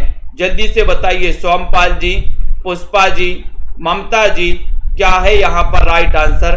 स्वदामनी का पर्यायवाची नहीं है। ये अच्छा क्वेश्चन पूछा गया अनिल कुमार जी, और आपका सीधा आंसर जा रहा है कि सर स्वदामनी 62 नंबर का क्वेश्चन है, और उत्तर हो जाएगा सिलीमुख, यानी कि डी नंबर आपका राइट आंसर है। ये पर्यायवाची नहीं है, ठीक है। तो डी आपका बिल्कुल सही है। खंडहर की आत्माएं, इसके रचनाकार कौन है? 63 नंबर का क्वेश्चन है। दीपा जी बताएं खंडहर की आत्माएं। सभी लोग सब्सक्राइब करके बेल आइकन को जरूर दबाया करें, ताकि नोटिफिकेशन आपके मोबाइल पर पहुंचे जब क्लास स्टार्ट हो। तो बताएं तो खंडहर की आत्माएं के रचनाकार कौन है? एक अच्छा क्वेश्चन पूछा गया है। दीपक जी, रजनी जी, सभी लोग बताएं, और लाइक करना है। Self study classes app download कर लें। 15 अप्रैल से न्यू बैच स्टार्ट होने वाला है। खंडहर की आत्माएं, इसके रचनाकार कौन है?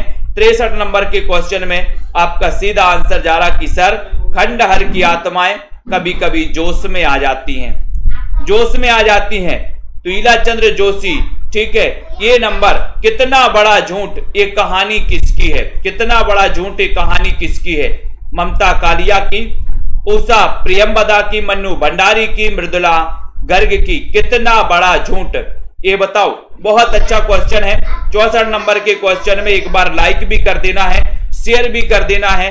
कितना बड़ा झूठ बताएं तन्मय जी, उषा प्रियंवदा या फिर ममता कालिया? देखते हैं कौन कौन यहां पर बता रहा है, बताएं।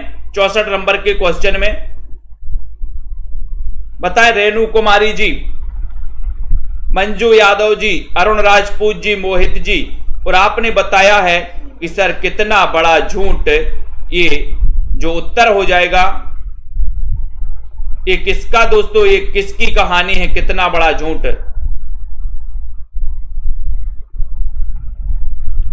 बताइए जल्दी 64 नंबर में। और बहुत सारे लोगों ने आंसर बताया कि सर इसमें बी लगा दो, उषा प्रियंवदा। उषा प्रेमवदा यानी कि बी नंबर। कितना बड़ा झूठ। ठीक है, तो सही आंसर है कि नहीं है जल्दी से बताइए। यहां पर अगला क्वेश्चन है कोठरी की बात। बताइए कोठरी की बात, ये बताना है। लाइक आंसर बताइए जल्दी से और शेयर भी कर दीजिए दोस्तों सभी लोग। कोठरी की बात, ये इसके रचनाकार कौन है?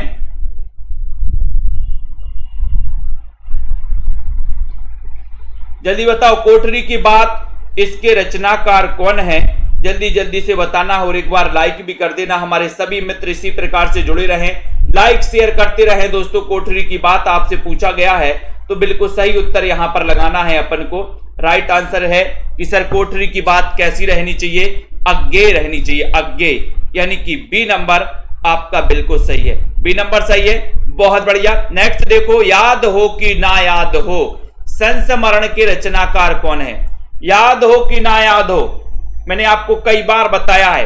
याद हो कि ना याद हो, है ना। घातक फिल्म देखी होगी आपने सनी देओल की, है ना। कातिया क्या बोलता है कि तुम्हें याद हो कि ना, काशीनाथ तुम्हें याद हो कि ना याद हो, कल से तुम मेरी गिरफ्त में काम करोगे, काशीनाथ। याद हो कि ना याद हो, काशीनाथ। ठीक है, तो काशीनाथ से क्या हो जाएंगे? काशीनाथ सिंह का ये संस्मरण है। बी नंबर आपका बिल्कुल सही हो जाता है। बी नंबर आपका राइट आंसर हो जाता है। जिनके साथ जिया संस्मरण के लेखक कौन है? जिनके साथ जिया, 67 नंबर का क्वेश्चन, जिनके साथ जिया संस्मरण के लेखक कौन है? तेज बहादुर चौधरी, प्रतिभा अग्रवाल, मृदुला गर्ग, अमृतलाल नागर। बताओ अनिल कुमार जी, राइट आंसर चयन करना है। सभी लोग बताएंगे 67 नंबर के क्वेश्चन में। बहुत ही बढ़िया क्वेश्चन है। जिनके साथ जिया वो कौन है? जिनके साथ जिया वो कौन है? अमृत। अमृत हैं, अमृतलाल नागर हैं, यानी कि डी नंबर आपका सही है। जिनके साथ जिया अमृतलाल नागर। मैं और केवल मैं एकांकी के रचनाकार कौन है? मैं और केवल मैं एकांकी के रचनाकार कौन है? भगवती चरण वर्मा, जगदीश चंद्र माथुर, भुवनेश्वर या फिर जैनेन्द्र कुमार। मैं और केवल मैं और केवल मैं एकांकी के रचनाकार कौन माने जाते हैं? पूर्वी बताइए जल्दी से। राइट आंसर 68 नंबर का क्वेश्चन है। 68 में तो सही आंसर क्या हो जाएगा? मैं और केवल मैं। बोले सर मैं और केवल मैं भगवती के दर्शन करने जाऊंगा, भगवती के चरणों में जाऊंगा। ठीक है, मैं और केवल मैं, कोई नहीं जाएगा। ठीक है, तो केवल मैं जाऊंगा भगवती के चरणों में। ये नंबर आपका सही है, ये नंबर राइट आंसर है। ठीक है, बहुत बढ़िया मीना कुमारी जी। स्त्री मुक्ति संघर्ष और इतिहास, ये किसकी रचना है? स्त्री मुक्ति संघर्ष और इतिहास, ये किसकी रचना है? अनामिका, सूर्यबाला, प्रभा खेतान या फिर रमणिका गुप्ता। बताइए स्त्री मुक्ति संघर्ष और इतिहास के रचनाकार कौन माने जाते हैं? राइट आंसर बताना है रावंत जी, आशा, अशोक प्रजापति सी सभी लोग बताएंगे। 69 का बहुत ही बढ़िया क्वेश्चन पूछा गया 69 में, और आपका उत्तर है कि सर स्त्री मुक्ति संघर्ष और इतिहास की जो लेखिका है वो हो जाएंगे, कौन हो जाएंगे? जल्दी से बताएंगे उत्तर क्या हो जाएगा, फटाफट से उत्तर हो जाएगा रमणिका गुप्ता, यानी कि डी नंबर। डी नंबर सही लगाया पूजा जी, वेरी गुड। आचार्य शुक्ल का प्रथम सैद्धांतिक ग्रंथ कौन सा है? आचार्य रामचंद्र शुक्ल का प्रथम सैद्धांतिक ग्रंथ कौन सा है? आलोचना दर्श है, समालोचक है, काव्य में रहस्यवाद है या फिर कविता क्या है? ये है। आप बताएं आचार्य रामचंद्र शुक्ल का प्रथम सैद्धांतिक ग्रंथ कौन सा है? 70 नंबर के क्वेश्चन में, 70 नंबर में आपको बताना है। लाइक कर देना है, शेयर भी कर देना है। सभी साथी जल्दी जल्दी से इस सेशन से जुड़े रहें दोस्तों। रोज रात्रि एग्जाम पार में भी दोस्तों आपकी क्लास होती है, वो भी आप लोग देखा करें। ठीक है, एग्जाम पार में, है ना, उसमें भी आपके लिए हिंदी में प्रैक्टिस करवाई जाती है दोस्तों। ठीक है, तो यहां पर आपसे एक क्वेश्चन पूछा गया बढ़िया सा, उसका जवाब आपका आना चाहिए कि आचार्य रामचंद्र शुक्ल का प्रथम सैद्धांतिक ग्रंथ कौन सा है? 70 नंबर का क्वेश्चन पूछा गया और आपका उत्तर चला गया कि सर वो उत्तर है काव्य में रहस्यवाद। सी नंबर काव्य में रहस्यवाद सैद्धांतिक पूछा तो काव्य में रहस्यवाद लगाना है। नई कविता का आत्मसंघर्ष, इसके लेखक कौन है? नई कविता का आत्मसंघर्ष 71 नंबर का क्वेश्चन है। बताओ 71 नंबर के क्वेश्चन में नई कविता का आत्मसंघर्ष के रचनाकार कौन है? 71 का उत्तर, और एक बार लाइक भी करना है। नई कविता का आत्मसंघर्ष, इसके लेखक कौन है बताइए फटाफट से।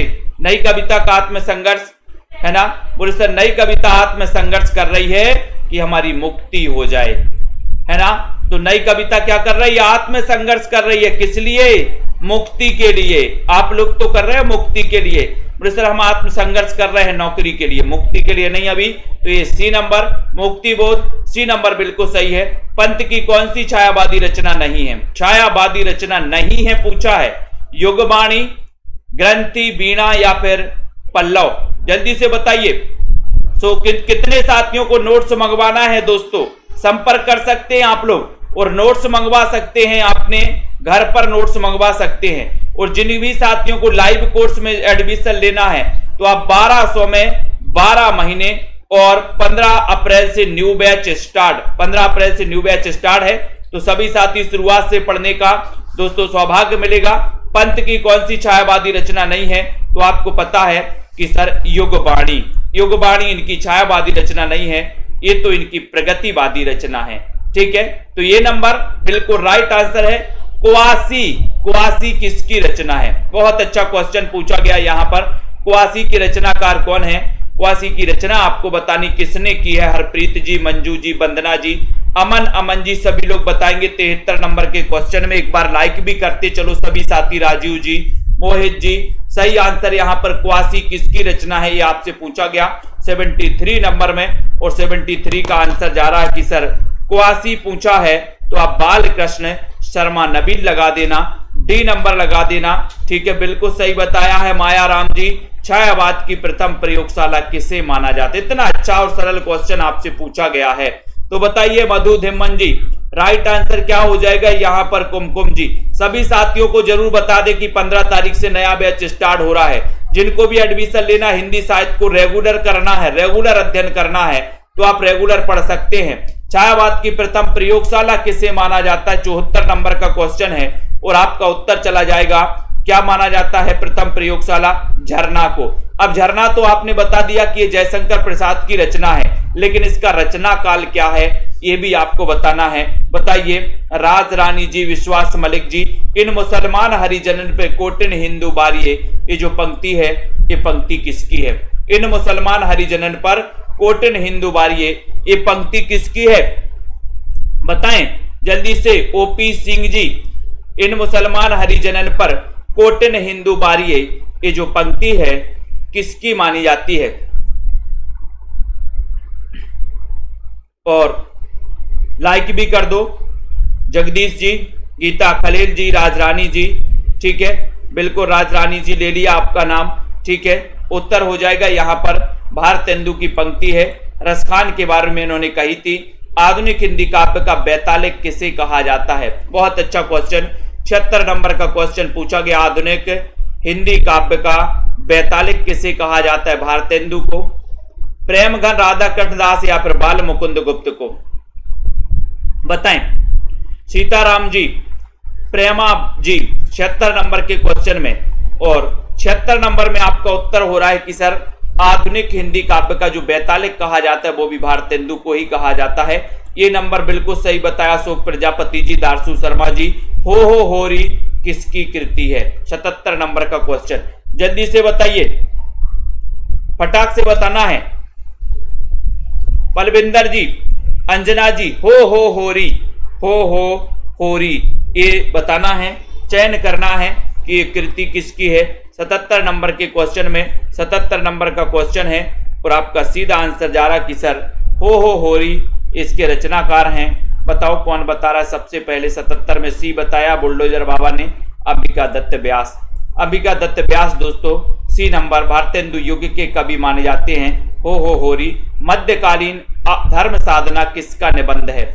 मध्यकालीन धर्म साधना निबंध के लेखक कौन है? रतिपाल जी। बिंदु लता जी बताइए। अनुराग जी, भावना जी, आकाश जी, रश्मि जी बताएं। मध्यकालीन धर्म साधना किसका निबंध है? रामचंद्र शुक्ल का, महादेवी वर्मा का, हजारी प्रसाद द्विवेदी या फिर विश्वनाथ प्रसाद का? किसका है? कमलाकांत जी। मध्यकालीन धर्म साधना निबंध के लेखक कौन है? 78 नंबर का क्वेश्चन है। पूजा राणा जी, ओम प्रकाश जी, बताइए 78 नंबर में। और दोस्तों सभी लोग लाइक जरूर कर दें। मध्यकालीन धर्म साधना, मध्यकाल में हमें धर्म साधना हजारों बार करना है। मध्यकाल में धर्म साधना कितनी बार करना है? हजारों बार करना है भैया, ठीक है। याद रख लेना। आपको पता है कि ये 3 अवस्थाएं, एक तो बचपन, एक दोस्तों जवानी और एक बुढ़ापा, ठीक है। ये जो जवानी है ये मध्यकाल है अपना, जवानी। और इस जवानी में हमें हजारों बार धर्म साधना करना है। इस बुढ़ापे का कोई निश्चित नहीं है कि इस बुढ़ापे तक आप पहुंच पाते हो कि नहीं, तो इस जवानी में ही कर लो धर्म साधना। तो मध्यकाल में हमें धर्म साधना हजारों बार करनी है, ठीक है। भूत के पांव, भूत के पांव किसकी व्यंग रचना है? जल्दी बताओ, भूत के पांव पीछे बताएं। 79 नंबर का क्वेश्चन है, सभी लोग बताएंगे। लाइक करना है। रविंद्रनाथ त्यागी, हरिशंकर परसाई, शरद जोशी, केपी सक्सेना। 79 नंबर का क्वेश्चन है। 79 नंबर में सभी लोग बताएंगे यहाँ पर। और बिल्कुल सही आंसर जा रहा है सरोज जी की सर, ये जो है हरिशंकर परसाई जी की व्यंग रचना है। बी नंबर आपका हरिशंकर परसाई को आप जानते हैं। किस प्रकार के निबंधों में बुद्धि तत्व प्रमुख होता है? बताओ, किस प्रकार के निबंधों में बुद्धि तत्व प्रमुख होता है? भावात्मक निबंधों में, वर्णात्मक निबंधों में, विवरणात्मक निबंधों में, या फिर विचारात्मक निबंधों में? बताएं, किस प्रकार के निबंधों में बुद्धि तत्व प्रमुख होता है? यह पूछा गया है सभी लोगों से, जल्दी बताओ। और 80 नंबर का क्वेश्चन आ गया कि सर बुद्धि तत्व प्रमुख होता है विचारात्मक निबंधों में, यानी कि डी नंबर दिख रहा है। डी नंबर विचारात्मक, सही बात, सही लगाया है बहुत सारे लोगों ने। विचार प्रवाह की रचनाकार कौन है? मैंने कई बार आपको बताया है विचार प्रवाह, इसके रचनाकार कौन है? जल्दी से बताइए फटाफट से, विचार प्रवाह के रचनाकार कौन है? हजारी प्रसाद द्विवेदी, अज्ञे, नागार्जुन या फिर रामधारी सिंह दिनकर? बताएं जल्दी से। विचार प्रवाह फटाफट से बताना है। और आपका उत्तर जा रहा है कि सर हजारों बार विचार का प्रवाह होता है। हजारों विचारों का प्रवाह होता कि नहीं होता? हजारों विचार का प्रवाह होता है, हजारी प्रसाद द्विवेदी। ये नंबर आपका बिल्कुल सही हो जाएगा। किस विद्वान ने देवनागरी लिपि के स्थान पर रोमन लिपि अपनाने के लिए दोस्तों सुझाव दिया था? अच्छा क्वेश्चन है जो आप लोग लिखते हो ना, रोमन लिपि है ना, हिंदी को इंग्लिश में लिखते हो, इंग्लिश के वर्णों में लिखते हो हिंदी को, वो रोमन लिपि कहलाती है ना। तो बताइए देवनागरी लिपि के स्थान पर रोमन लिपि अपनाने का सुझाव किसने दिया था? 82 नंबर का क्वेश्चन है। 82 में आपको उत्तर बताना है।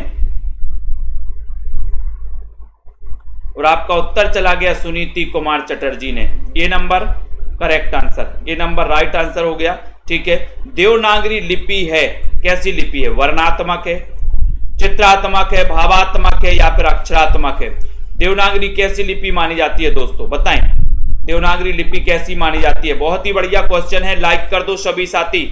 जिन भी साथियों को नोट्स मंगवाना है वो मंगवा सकते हैं दोस्तों, संपर्क कर सकते हैं, नोट्स अपने घर पर मंगवा सकते हैं, ठीक है। देवनागरी लिपि कैसी लिपि मानी जाती है? 83 नंबर का क्वेश्चन है। 83 में आपको बताना है। और वो लिपि मानी जाती है दोस्तों कैसी? अक्षरात्मक लिपि। यानी कि आपका उत्तर डी बिल्कुल सही है। डी नंबर लगाया आपने, राइट आंसर लगाया। रीति काल के रीति सिद्ध काव्यधारा के कवि कौन है? आपको पता है दोस्तों कि आचार्य विश्वनाथ ने रीति काल को 3 काव्यधाराओं में बांटा था। और रीति काल को इन्होंने श्रृंगार काल नाम दिया था, श्रृंगार काल नाम दिया था, ठीक है। और इन्होंने रीतिबद्ध, रीति सिद्ध और रीति मुक्त, ये 3 काव्यधाराओं में इस काल को बांटा था, ठीक है, विश्वनाथ ने। तो यहां पर रीति काल के रीति सिद्ध काव्यधारा के कवि कौन है ये आपको बताना है, ठीक है। अर्चना जी कौन सा टेस्ट लेना है आपको? यहां पर 84 नंबर का क्वेश्चन है और आपको पता हो गया कि सर रीति सिद्ध काव्य धारा के कवि हैं बिहारी। बिहारी जिन्होंने गागर में सागर भर दिया था, ठीक है, जिनकी रचना बिहारी सतसई, और बिहारी सतसई का रचना काल बताएगा कोई, जल्दी से बताओ। अभिधा उत्तम काव्य और मध्य लक्षणालीन, ये पंक्ति बताना है दोस्तों। ये पंक्ति किसकी है? ये पंक्ति किसकी है? बिहारी। पद्माकर, मतिराम, देव, ये पंक्ति पूछी जाती है। 85 नंबर का क्वेश्चन है। ये पंक्ति कई बार पूछी गई है, पूछी भी जाती है 85 में। अभिधा उत्तम काव्य है, मध्य लक्षणालीन, ये पंक्ति किसकी है? बताइए रीनू कुमारी जी। राइट आंसर बताना है। डीके जी, अनुराग जी, सही आंसर। तो उत्तर जा रहा कि सर देव कवि की रचना है, यानी कि देव जो हैं रीति काल के रीतिबद्ध काव्य धारा के कवि माने जाते हैं। इनका वास्तविक नाम था देवदत्त इटावा के थे दोस्तों, ठीक है, ये भी पता चल गया। नेक्स्ट है रस रहस्य के रचनाकार कौन है? रस रहस्य, ये बताओ रस रहस्य के रचनाकार कौन माने जाते हैं? सभी लोग बताएंगे। एक बार शेयर भी कर दो अपने सभी साथी, अपने साथीगण मित्रों को दोस्तों। रस रहस्य के रचनाकार बढ़िया तरीके से पूछा गया। लाइक करना ना भूलें, शेयर भी कर दो सेल्फ स्टडी क्लासेस में। और 15 अप्रैल से दोस्तों न्यू बैच स्टार्ट हो रहा है, ठीक है। इस न्यू बैच में एडमिशन के लिए आपको मात्र 1200 फीस भरनी है। वैलिडिटी 12 महीने की रहेगी। लाइव क्लासेस चलेंगी, प्लस दोस्तों आपके लिए रिकॉर्डेड कोर्स भी रहेगा, ठीक है। टॉपिक वाइज टेस्ट भी रहेंगे, हर संडे को भी टेस्ट होगा, ठीक है। रस रहस्य के रचनाकार कौन माने जाते हैं? और आपका उत्तर चला गया कि सर ये कुलपति। रस का रहस्य तो कुलपति को पता होता है, कुल के प्रमुख को होता है, कुलपति को प्रमुख, है ना। स्वयंभू को हिंदी का प्रथम कवि माना है, किसने माना? बताइए, स्वयंभू को हिंदी का प्रथम कवि किसने माना? राम कुमार वर्मा ने, रामचंद्र शुक्ल ने, बताइए, हजारी प्रसाद द्विवेदी या फिर राहुल सांकृत्यायन ने? स्वयंभू को हिंदी का प्रथम कवि किसने माना? अच्छा क्वेश्चन है दोस्तों, आपको बताना है। हिंदी के अपभ्रंश के प्रथम महाकवि माने जाते हैं स्वयंभू। इन्हें हिंदी का प्रथम कवि मानने वाले हैं राम कुमार वर्मा, जिनका जन्म 1905 में हुआ था। इन्होंने 1938 में एक ग्रंथ लिखा था, हिंदी साहित्य का आलोचनात्मक इतिहास, ठीक है। ये याद कर लेना, यहाँ पर ये नंबर बिल्कुल सही हो जाएगा। कौल ज्ञान निर्णय के रचनाकार कौन है? कौल ज्ञान निर्णय के रचनाकार कौन है? कौल मैंने याद भी करवाया था इसको, ट्रिक से भी याद करवाया था दोस्तों। आपको बताना है कौल ज्ञान निर्णय के रचनाकार कौन है? गोरखनाथ हैं। बताइए दीपक कुमार जी, कौल ज्ञान निर्णय निरंतर अध्ययन करो भैया, अगर कमजोर हो तो निरंतर अध्ययन करो। सीमा जी, ठीक है। तो बताइए रतिपाल जी, यहां पर कौल ज्ञान निर्णय के रचनाकार कौन है? गोरखनाथ, जालंधर नाथ, गोपी चंद्र, मतेंद्र नाथ। तो 88 नंबर का क्वेश्चन है। 88 में सीधा उत्तर है कि सर मच्छंदर नाथ। मच्छर क्या करते हैं? कौल के खाते हैं, कौल, ठीक है। डी नंबर पंच पांडव चरित रास के रचनाकार कौन है? पंच पांडव चरित 89 का आंसर। 89 में अर्णव जी बताइए, बताएं। विवेक यादव जी, रेखा त्रिपाठी जी, जेएस जी बताइए राइट आंसर क्या हो जाएगा यहाँ पर? राही जी, पंच पांडव चरित की रचनाकार। 89 का क्वेश्चन पूछा गया है आपसे, पंच पांडव चरित्र के रचनाकार कौन है? राइट आंसर आपको चयन करना है दोस्तों। उत्तर जा रहा है कि सर पंच पांडव कैसे थे? शक्तिशाली थे। पंच पांडव की नहीं थे, 5 पांडव शक्तिशाली थे, ठीक है, बिल्कुल सही है। और आपका उत्तर जा रहा है यहाँ पर शालिभद्र सूरी, ये नंबर, ठीक है। पुस्तक जल्लड़ हत्य दे चली गज्जन रबकाज में बताना है कि ये पंक्ति किससे कहां से ली गई है? बताओ किस ग्रंथ से ली गई है? बताइए। पुस्तक जल्लड़ हत्य दे चली गज्जन रबकाज बीसल देव रासो से ली गई है, हमीर रासो से, पृथ्वीराज रासो से, या फिर विजयपाल रासो से? सुषमा जी बताइए, सीमा जी, उत्तम कुमार जी बताना है आपको। लेखिका सिंह जी, उत्तर हो जाएगा कि सर ये पुस्तक जल्लड़ हत्य दे पृथ्वीराज रासो, यानी कि सी नंबर सही है। रंग दे बसंती चोला नाटक के रचनाकार कौन है? सुरेंद्र वर्मा है, मोहन राकेश हैं, भीष्म सायनी हैं, या फिर विनोद रस्तोगी हैं? रंग दे बसंती चोला नाटक के रचनाकार कौन है? अच्छा क्वेश्चन, 91 नंबर का क्वेश्चन है और उत्तर जा रहा है आपका कि सर रंग दे बसंती चोला, है ना, रंग दे बसंती चोला पूछा गया। पुष्पा देवी जी, राजीव जी, बिंदु लता जी, सही आंसर जा रहा भीष्म साहिनी, यानी कि आपका जो सी नंबर है भीष्म साहिनी, रंग दे बसंती चोला नाटक के रचनाकार हैं भीष्म साहिनी, सी नंबर। ठीक है, भुवनेश्वर निम्न में से किसके लिए प्रसिद्ध है? भुवनेश्वर ऐतिहासिक नाटक के लिए है, समस्या नाटक के लिए है, सामाजिक नाटक के लिए है, या फिर असंगत नाटक के लिए है? बताओ। भुवनेश्वर प्रसाद के बारे में आपने कई बार पढ़ा होगा। तनु जी बताइए, अनूप जी, संदीप विश्वकर्मा जी, भुवनेश्वर के बारे में बताना है। प्रमिला सिंह जी, विकास भाटी जी, भुवनेश्वर निम्न में से किसके लिए प्रसिद्ध हैं? और आपका उत्तर आ रहा है कि सर जो भुवनेश्वर प्रसाद हैं ये असंगत नाटकों के लिए प्रसिद्ध हैं। डी नंबर बताया है बीनू सरोज जी ने, बिल्कुल सही है डी नंबर। रमा शर्मा जी ने। नेक्स्ट किस शब्द में दिगु समास है? बताओ। दिगु समास किस में है? दोपहर में, नीलकंठ में, कनफटा में, या फिर मंद बुद्धि में? सभी से बनेगा लगभग। दिगु समास किस में है ये पूछा गया है। 15 अप्रैल से न्यू बैच स्टार्ट होने वाला है, तो ऐसे कितने साथी हैं जिनको एडमिशन लेना है? नया बैच शुरुआत से हिंदी भाषा, देवनागरी लिपि, हिंदी साहित्य, आदिकाल, भक्तिकाल, ये शुरुआत से पढ़ने को मिलेगा। तो आप self study classes app download कर ले सभी साथी। और जिन भी साथियों को हिंदी साहित्य के नोट्स मंगवाना है दोस्तों, वो नोट्स अपने घर मंगवा सकते हैं। ठीक है, संपर्क करना है आपको। दोपहर में दिगु समास है। किस क्रम में बहुब्रीहि समास का उदाहरण नहीं है? बताओ। बहुब्रीहि समास का उदाहरण कौन सा नहीं है? बताओ। बहुत अच्छा क्वेश्चन है, राइट करना है और एक बार लाइक करके शेयर भी कर देना। बहुब्रीहि समास का उदाहरण कौन सा नहीं है? एक अच्छा सा क्वेश्चन आपसे पूछा गया है। ओम प्रकाश जी लाइक करिए जल्दी से, बेल आइकन को भी दबा दीजिए। तारण जी, यहां पर 94 नंबर का क्वेश्चन आपसे पूछा गया है, बढ़िया सा क्वेश्चन है और उत्तर हो जाएगा यहां पर देशवासी। देशवासी में बहुब्रीहि समास नहीं है। वसुंधरा, हिरण्यगर्भ, सिंहवाहिनी ये है, तो डी नंबर आपने क्लिक लगाया है, डी नंबर सही है। राम वृक्ष बेनीपुरी की कौन सी कृति यात्रा वृत्त की है? बताओ। यात्रा वृत्त कौन सी कृति है? सागर की लहरों पर, अप्रवासी की यात्राएं, पैरों में पंख बांधकर, मेरी यूरोप यात्रा। राम वृक्ष बेनीपुरी का यात्रा वृत्त कौन सा है? पूनम जी बताइए और लाइक भी करना है। 95 नंबर का क्वेश्चन है। 95 का सही आंसर क्या है? और बहुत सारे लोगों ने, कुछ लोग डी बता रहे हैं, लेकिन ये पैरों में पंख बांधकर ये यात्रा वृत्त है इनका। और उड़ते चलो, C number correct answer, right, very good. उड़ते चलो यात्रा वृत्त के रचनाकार कौन है? उड़ते चलो बताइए। तारसू जी, पुष्पा जी बताइए, सुशील जी। 96 नंबर का क्वेश्चन है, सभी लोग बताएंगे। उड़ते चलो यात्रा वृत्त इसके रचनाकार कौन है?